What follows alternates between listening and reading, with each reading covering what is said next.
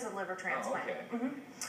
He has end-stage liver disease, and he was diagnosed a year ago when he started having a bellyache, and they went in and took out his gallbladder. And that's when they noticed that he had the liver disease, and he's been sick ever since then.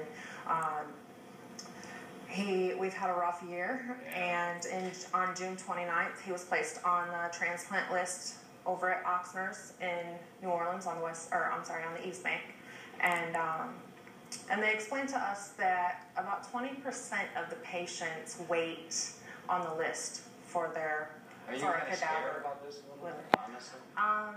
No, actually, I have a really interesting sense of peace within me about it. I've never had a surgery in my life.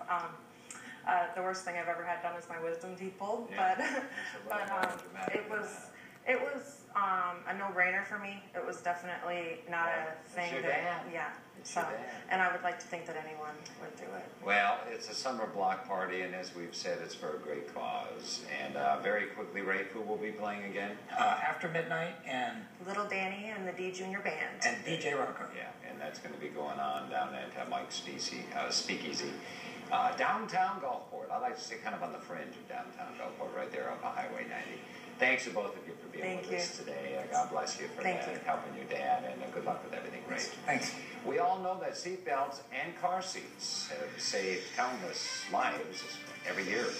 But how do you know if they'll work when